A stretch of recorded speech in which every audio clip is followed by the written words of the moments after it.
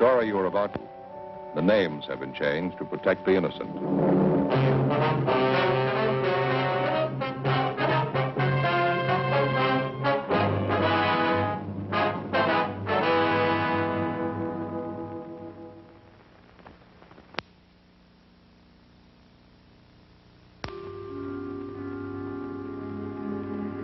This is the city. Los Angeles, California. I work here. I'm a cop.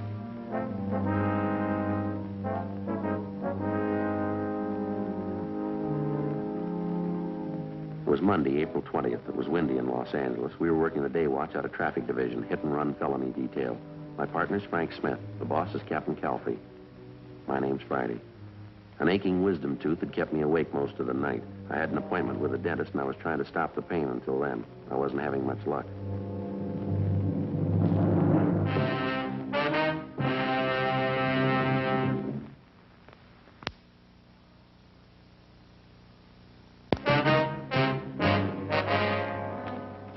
Hi, Joe. Morning, Frank. How's tooth? Not much better, still aching. That's rough. A lousy thing kept me awake most of the night. You checked with that dentist I told you about? Yeah, I did. He says it's a wisdom tooth. This one right up here. Let's see it. Well, it's this one here. Well, don't you want to show me? No, not particularly. Well, I'd like to see it. Why? Well, Joe, I know a little about wisdom teeth. Anyway, the dentist says it's got to come out. I'm supposed to see him this afternoon. Joe, my sister had the same trouble. Is that right? Yeah, she had them out. Wisdom teeth. Really hurt. Impacted. You know what that means? Jammed right up in there. Just hanging onto that jawbone. Yeah, I know. Had to pull them right out. Hurt terrible. Yeah. Hey, Joe. Yeah? Turn around this way, will you? A little more. Now, turn the other way. Yes, sir. Well, what's the matter now? Puffy. What? Your face is all swollen. It's puffy. Yeah, well, it didn't look that way to me in the mirror. You take my word for it, Joe. Face is swollen. Right there, see? Puffy. Yeah, it sure is tender. I imagine it is, Joe. Sure is funny about wisdom teeth, isn't it? What's that? Well, how some people never do get them. I never did. Is that right? Yeah? I got all the rest. No wisdom teeth. My sister had them, though. Yeah, you told me about that. She had them pulled. And that's another funny thing. What? Well, even after she had them taken out, she could still feel them. She could, huh? Yeah, for 5 or 6 days. They still hurt. This is after she had them pulled. Yeah, 5 or 6 days. I forget exactly how many, but they still hurt. They weren't there. Still hurt. Funny, isn't it? Yeah, that sure is. Well, don't you worry about it, Joe. The old doc will yank them right out. You'll feel a lot better then, too. Sure. Much better. Yes, sir. 5 or 6 days. Still hurt. Yeah, did you see the skipper this morning? Oh, yeah, I ran into him down the hall. Got something here we're supposed to check out. Now, what do you got? Dead body report. What's the story on it? Well, the victim's Edward Raymond Stokes, 732 Delano Street, apartment 2. His body was found in a gutter near 63rd and Vermont. 3 o'clock this morning. No witnesses. Only one piece of evidence. Yeah. Skid marks near the body, that's all. Apparent hit and run. Where's the body now? Neighborhood mortuary out there. Emerald Hills Funeral Home. One of the deputy coroners handled the body, a fellow named Jonathan Larimore. Anybody claim the body yet? No. Okay, you ready? Yeah. The skipper says if we need any help, Rogers and McClendon are on hand. That's fine. I don't know, how do we manage to draw all the choice ones? Do you know? I guess we live right. Huh? Skid marks and a dead body. Yeah. Well, guess we better get on it, huh? Right. Hey, what time are you supposed to see the dentist? I'm supposed to call him about 12:30. He'll tell me then. Doesn't look like we'll be able to make it now, does it? You should take care of that, Joe. Sure is funny. What's that? My sister. Same thing. Had them pulled. Her wisdom teeth. 5 or 6 days later, they still hurt. Really tough. 5 or 6 days. Yeah, you told me. I remember. You should try to get to that dentist today, though, Joe. You really should. Well, the way you lay it out, it really doesn't make much difference, does it? Huh? I still got 5 or 6 days.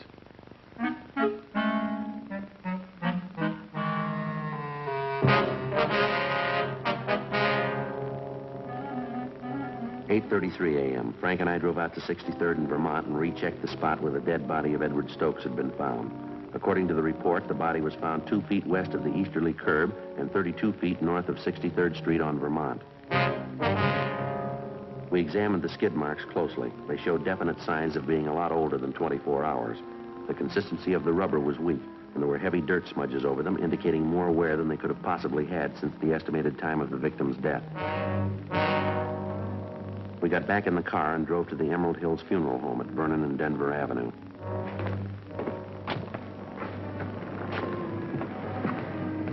Yeah, it's a nickel an hour. You got one? Used to be pennies.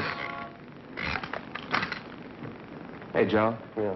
You ever notice this about funeral homes? What's that? Well, they put awnings over the windows, but they never open the drapes. Yeah. You ever wonder about that? No, not particularly.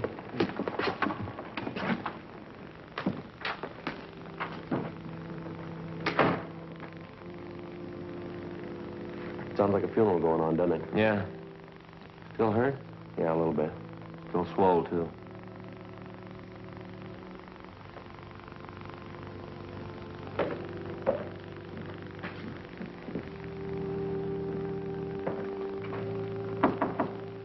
Yes, sir. May I be of service, gentlemen? Police officers. We'd like to talk to a Mr. Larimore. I understand he's a deputy coroner. Yes, I'm Larimore. You came about the hit-and-run victim. Yes, sir, that's right. This is Officer Smith. My name's Friday. We'd like to check the body if we could. Certainly. I understand you moved the body from the scene of the accident here to the mortuary? Yes, that's right. Early this morning. Unusual case. Why do you say it's unusual, Larimore? Well, here. I've got it on the report. You can see for yourself later. Yes, sir. The victim's knee has a single clean cut. Also the wounds on the head. I've never seen any like them in hit-and-run cases I've been called on. You don't think the victim could have been killed by a hit-and-run car, is that it? No, I don't say that. It's possible that it might have been a car. Well, let's say it's not very probable. I see. Has anyone at all inquired about the body, Larimore? No one, no. It's funny. Would you excuse me for a moment, please? I have to check down the hall. I'll be right back.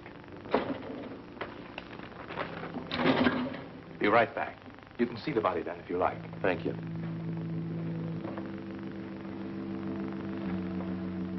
Well, Yeah, so where do we start? I don't know. Maybe we won't have to. What do you mean? Well, another lead like this, and we'll turn it over to homicide. Officer, there's a young lady outside, Miss Fuller. Yes, sir? She wants to claim the body.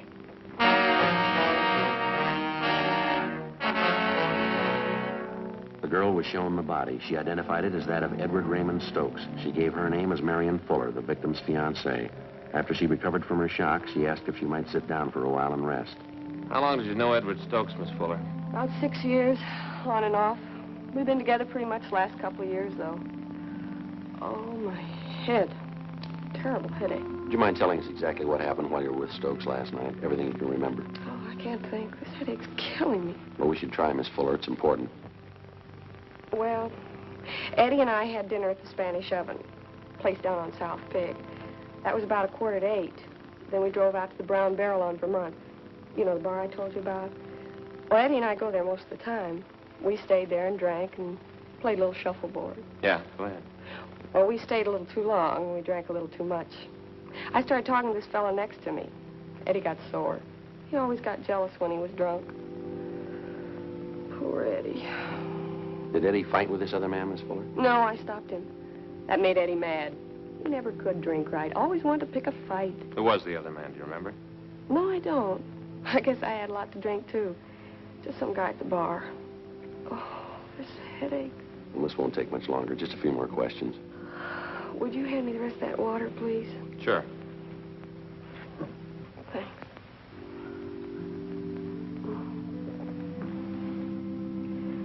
Would one of you have a cigarette, please? Yes, ma'am.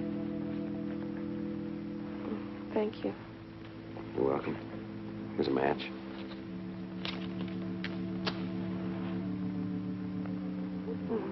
I don't believe you got that. Thanks. Would you like to go on, Miss Fuller? What happened after you broke up the argument between Stokes and the other man? Same old thing. Eddie threatened to beat me up. He'd done it before, too, plenty of time. Yeah. Well, around 1 o'clock, I got to feeling sick, so I went outside and sat in the car. Guess I must have passed out there. In your car? No. I guess it belonged to one of the fellows in the bar. I passed out, that's all I remember. Well, did you sleep in the car all night? No. I guess whoever owned it drove me home. Well, how'd they know where you lived? I don't know. Must have been one of our friends. I don't remember anything till this morning. They phoned me up and said Eddie was dead. Who phoned you, Miss Fuller? One of our friends. I don't remember. Oh, I had a rotten headache. Now, come on, you can do a little better than that, can't you? I tell you, I don't remember. I had a hangover. My head was jumping. They phoned and told me Eddie was dead. Somebody ran Eddie down. They found him in a gutter and he was dead. Poor Eddie. All right, Miss Fuller. Wonder if you'd mind coming with us. Where are we going? Downtown. We'll have a stenographer take your statement. We have a few more questions to ask you. Oh, look, can't you leave me alone? I got a terrible hangover. I never had one as bad as this before. Neither has Eddie. Come on, let's go.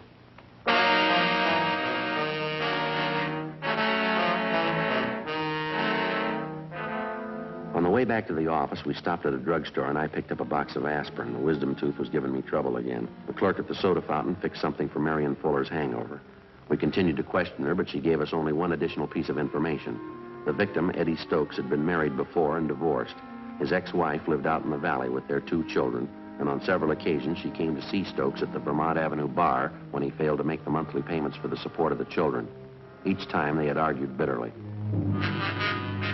We had a police stenographer take the Fuller woman's statement, and then she was released. 10:45 a.m. Sergeants Rogers and McClendon were assigned to check out the Vermont Avenue bar where Stokes had last been seen alive.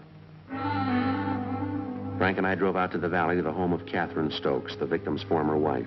We told her what had happened. I guess I shouldn't be surprised. Excuse me, I can't help it. It looks like it could have been a hit-and-run driver, ma'am. We've been assigned to investigate. Oh, I don't think I'll be able to help much. Eddie and I have been divorced almost 5 years now. I see. The judge said he could visit the kids on weekends. He never came around, though. Eddie never had any feeling for the kids. How many times have you seen your ex-husband in the last 5 years? I'm not sure. About a dozen times, I guess. Well, when did you see him last? Last week, I think it was. Yes, Thursday of last week. He hadn't sent any money for the kids' support for 3 months. I hated to chase after him like that. Always so embarrassing. There wasn't anything else I could do. Where did you meet him, Mrs. Stokes? At that bar he used to hang around. It's over on Vermont. It's called the Brown Barrel or something. He was drinking quite a bit, always drinking. I asked him for the money. We argued as usual. Yes, ma'am. Is there anything I can get you? I think there's a bottle of beer in the icebox. No, thank you, ma'am. Do you happen to know anybody by the name of Marion Fuller? Yes. Eddie mentioned her. She's no good. What does a man see in a woman like her? Do you know anything about her at all? No. Whenever I saw Eddie, he'd mention he was running around with her.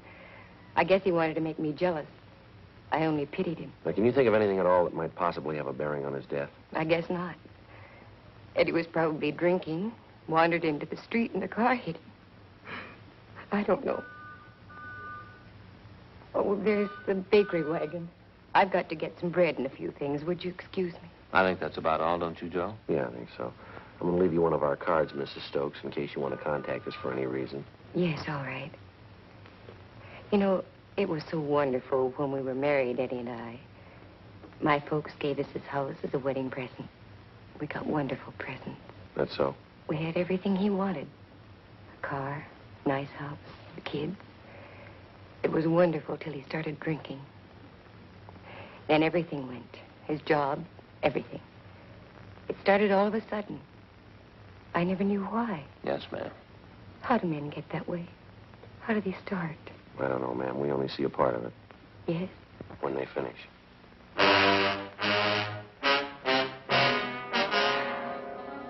12 noon. Frank and I drove back into town to Vermont and 63rd Street for a meet with Sergeants Rogers and McClendon. They told us they'd checked out the bartender who'd been on duty the night before and also 7 of his customers. Their stories were almost identical. Each of them remembered seeing Eddie Stokes at the bar. Each of them remembered he was playing shuffleboard, that he was drinking heavily, that he left the bar at about 1:45 a.m. All of us had the idea that for some reason the bartender and the customers were lying. In most cases, it's hard to find 2 witnesses who tell identical stories, let alone 7. For the rest of the afternoon, Rogers, McClendon, Frank, and I spent our time canvassing the neighborhood in the vicinity of the Brown Barrel Tavern. 4:45 p.m., we checked the proprietor of a small butcher shop 2 blocks down the street from the tavern. Yes, sir, gentlemen. Can I help you? Police officers, you Mr. Murray? Yes, sir. I'd like to ask a few questions. Sure, glad to help if I can. You ever been in the Brown Barrel Tavern just down the street a couple of blocks? Brown Barrel? Yeah, I go there all the time. When was the last time you were there, Mr. Murray? Last night, wife and I went to the movies. We dropped in at the Barrel on the way home for a beer. I see. About what time was that, would you know? Oh, pretty close to 2. What's the matter? Some kind of trouble? Did you notice anything unusual while you were in there? Anybody fighting or arguing, something like that? No, we were only in there a couple of minutes. Well, now that you mention it, there was something funny happened. What was that, sir? Well, the bartender, Carl, and half a dozen of the neighborhood gang were back in one of the booths talking together. Seemed kind of nervous. None of them seemed to be having a good time. Yeah? The wife and I yelled hello at them, but they kind of gave us the go-by.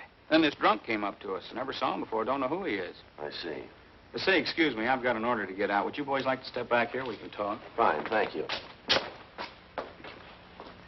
Yeah, this drunk comes up to us and he whispers to me, say, you better get out of here. There's been a fight. Well, I don't pay much attention to him. He's pretty drunk. Could hardly understand him. I guess they have lots of fights in there anyway. Is that all he told you? There'd been a fight? Yeah, that time. But he came back a couple minutes later and whispered the same thing. You better get out of here. There's been a fight, he said. Wife and I just laughed at him. I see. He said, I know all about it. The guy's been murdered.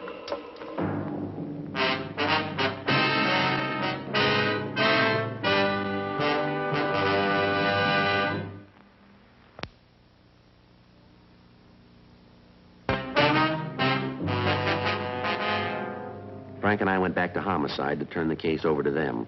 They asked us to handle the investigation for another day because they were short of men at the moment and because there was still a big doubt as to whether or not Eddie Stokes had really been murdered. Actually, the only solid lead we had was the second-hand testimony of a drunken witness, that and the deputy coroner's doubts that Stokes was actually the victim of a hit and run. We brought Marion Fuller back in and re-questioned her. She stuck to her story. She didn't remember anything. She was released again. It looked like we were in for a long night. I just talked to that butcher's wife, Mrs. Murray. Yeah, what'd she have to say? Asked her the same questions we asked Murray. She couldn't add much. Same story. Well, I don't know. It's got me. We don't know it's murder. We don't know it's a hit and run. I'm about ready for my vacation. I'll put in with you. That Fuller woman has got to know a lot more than she's telling us. Well, she's got a perfect out. She was drunk. The bartender swears to it. Well, that story's phony. It's got more holes than a piece of cheese. Whose car did she pass out in? Who drove her home? Who called her this morning to tell her that her boyfriend was dead? Hit and run felony, Smith. Oh, yeah, Rogers. Yeah? You did, huh? What's his name? I see. Yeah, we'll check it out right away. Rogers, he and McLennan are still out at the bar. Finally got somebody to talk a little. Yeah, what'd they get? The bar boy out there. Says there was a fight. Happened about 1:30. Doesn't remember who was fighting, though. That's not much help, is it? The bar boy's name is Milner. He told Rogers he went outside about 20 minutes to 2 to put out the garbage. He saw the Fuller woman asleep in a car parked outside. Did he know the car? Did he get the license number? No, but he spotted something on the windshield. Yeah. A traffic ticket. Frank and I checked with the sergeant of the watch at 77th Street Division. He told us Unit 12A5 was assigned to the area where the Brown Barrel was located. In checking their worksheet, we found that Unit 12A5 had issued a hang-on citation the night before to a car parked near 6330.5 Vermont Avenue, the address of the Brown Barrel Tavern. We checked the license number through RDMV, and we found the car was registered to a William R. Huddy, 14 Naylor Street. We drove to the Naylor Street address and talked to Huddy's wife. She told us we could find him in a bar on South Olive Street. 8:55 p.m., we checked in at the bar. The bartender told us that the lone man at the shuffleboard table was William Huddy.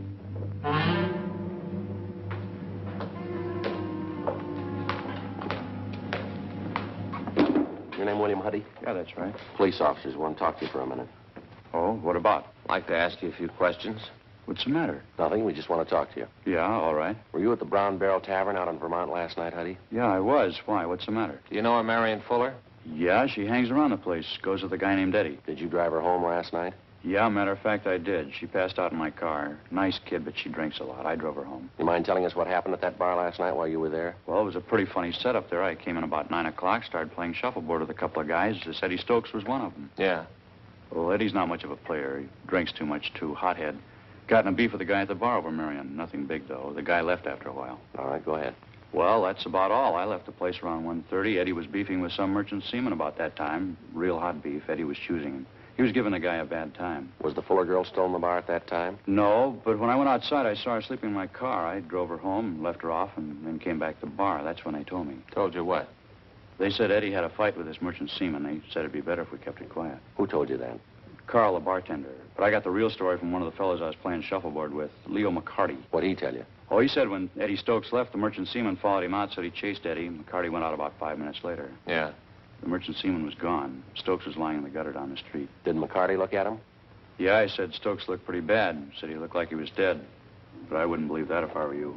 Why not? McCarty always exaggerates.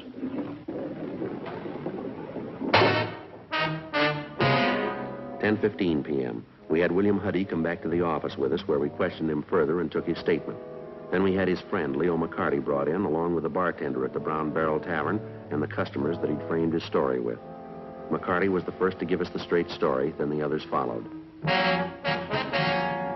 The bartender, Carl Jansen, who also owned the bar, was the last to break. How about it? What do you mean? Now, look, Jansen, you could have given us a straight story the first time. But what about the publicity? Now, how would that look, a murder in my place? Yeah, well, it could work out worse than that, Jansen. You've been withholding evidence. You talked these people into the same deal. I had to protect myself. It would have ruined my bar, the newspapers, all the talk, the scandal. It could wreck my business. I had to keep it quiet. Look, it's not my fault Stokes was killed. I didn't do it. I'm not to blame. No, but you know who is to blame. Now, how about it? Who is he? And he works on the ships. He comes in here most of the time when he's in port. What's his name? Henry Baxter. I cash some of his paychecks. Just a minute. Hit and run felony detail Friday. Who? Yeah, he's here. Yeah, just a minute. It's for you, Jansen. Yeah. Yeah, Frida. Oh, just a minute. Sergeant? Yeah. It's my wife. She's at the bar now. She thought you ought to know. What's that? Henry Baxter. Frida says he just came in. I talked to Jansen's wife and told her to delay Baxter as long as possible without arousing his suspicions. 11:25 p.m. Frank and I and Mr. Jansen, along with Rogers and McClendon, drove out to the Brown Barrel Tavern on Vermont. Mrs. Jansen was waiting for us. She told us that Baxter was pretty drunk by that time. She'd been keeping an eye on him, and she said that she knew he was still inside the place. Rogers and McClendon went around to cover the back entrance. We asked Mrs. Jansen to go back in the bar and give no indication that anything was wrong. She told us approximately where Baxter was sitting. We waited a couple of minutes until we were sure Rogers and McClendon were in position at the back of the bar. Then we went in.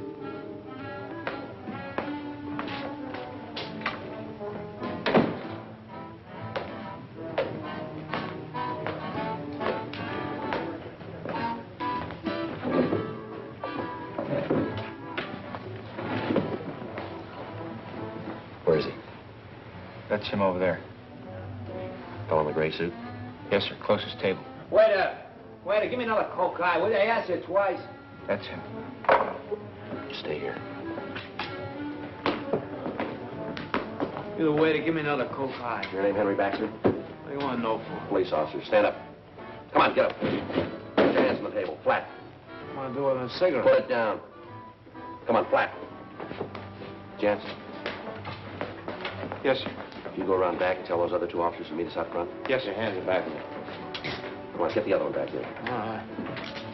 What's this all about, anyway? What's the beef? You know what the beef is. Yeah. Lousy punk Eddie Stokes, wasn't it? It was him. I showed him how it was done. Yeah. How'd you kill him, Baxter? It was easy. I slugged him, pounded his head on the curb.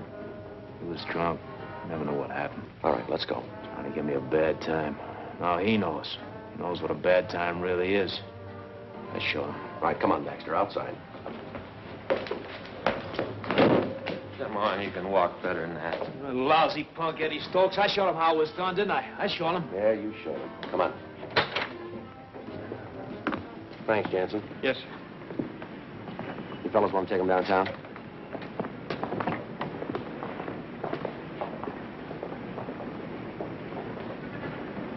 Well, Hey, Joe.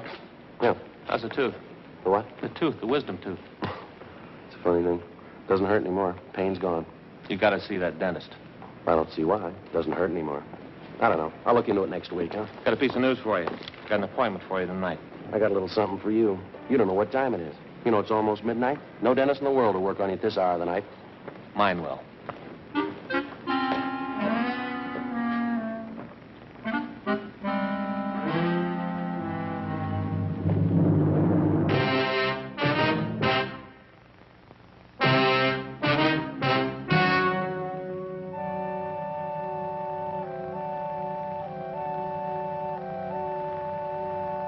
On July 30th, trial was held in Department 92, Superior Court of the State of California, in and for the County of Los Angeles. In a moment, the results of that trial.